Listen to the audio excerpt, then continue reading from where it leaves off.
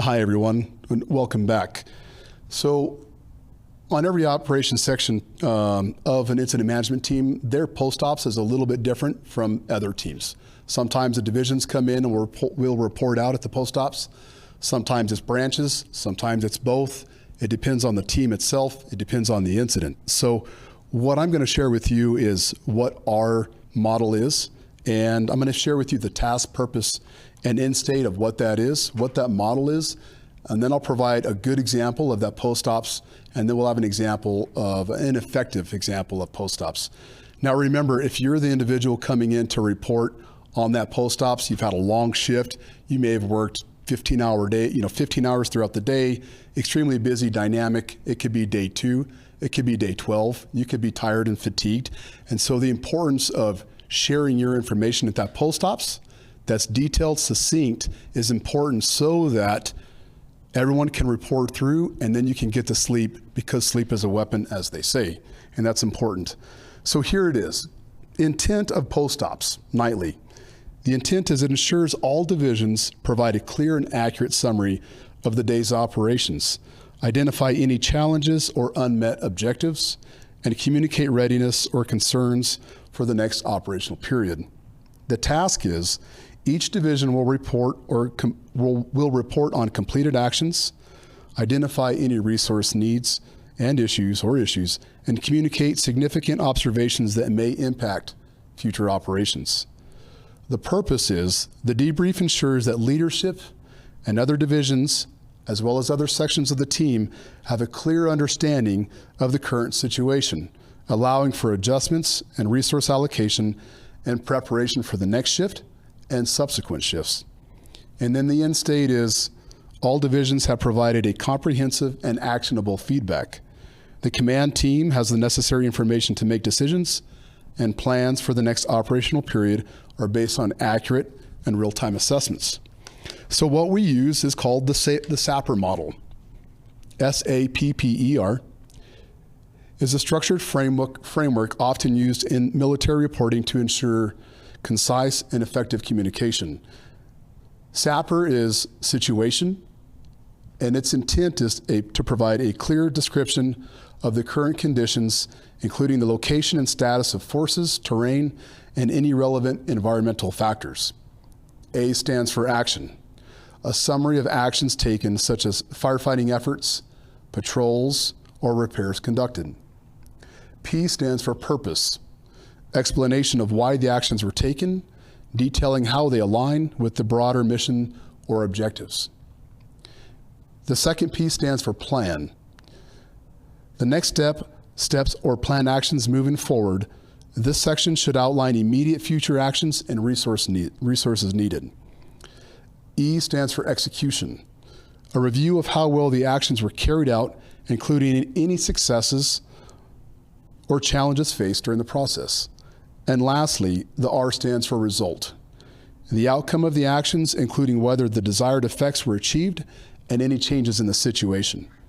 The SAPPER model helps streamline information flow, ensuring reports are thorough but focused, allowing leadership to quickly assess the situation and make informed decisions. So think about it. When you're coming up here at the end of shift, you've had a long day or several days, and you're going to report out this information for 14 to 21 days straight. It's important to have a model to follow so you can be very succinct every day. And so this is the model we use. And here's a good example of what it looks like. SAPPER model regarding Division Alpha, the situation. As of 1800 today, Division Alpha completed line construction along the west flank of the fire from Zulu Alpha break to the Alpha Charlie break. The fire remains active to the east, but within containment lines.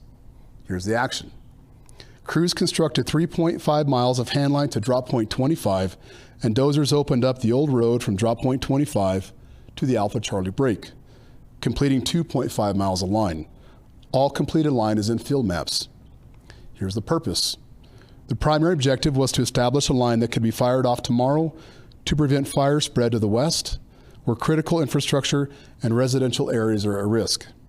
Here's the plan. For the next operational period, Division Alpha plans to conduct a burnout operation along the newly constructed line to strengthen containment.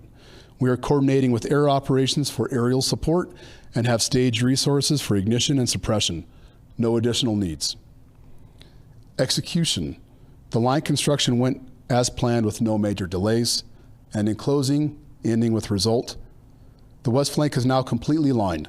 The division is prepared for the planned burnout operation in the next operational period, weather conditions permitting. End of report. Any questions? Hi, Jason Coyle again, and I will give you the example of an ineffective report out for your post-ops briefing. The situation is that we're working on some of the line on the west side today. The fire's still moving around, but we think it's mostly under control for now. The wind is blowing, but it shouldn't be an issue. The actions, we did a lot of good work out there today, and crews worked hard. We used dozers and crews to get some line in. And there were some problems here and there, but they managed. And the purpose, the goal is to get the line done. So that's what I was asked to do. And to help stop the fire from spreading, which I think once we get the line in, we'll be able to do. The plan for tomorrow, we might try to do some burning if things look good. Not sure exact timing or how many people we'll need, but like we always do, we'll figure it out. And the execution, we got through the day. There were some challenges, but we fixed whatever we needed fixed, and we just adapted when things didn't go as planned. And finally, the result is the line's in there. It looks pretty good. We'll see how it holds, and we'll keep an eye on it and adjust as needed. That's all I have to report. Hi, everyone. Caleb Finch back with you.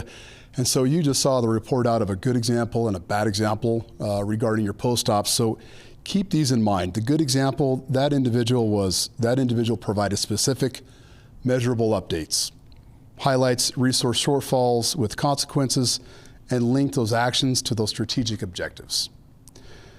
On the opposite side, the bad example, the report out was lacking detail, lacking specificity, did not adequately address alignment with the incident strategic goals, and that makes it difficult to support decision-making and planning. Remember, your information has an impact on all the sections over all the objectives, whether they're management control or strategic. Thank you.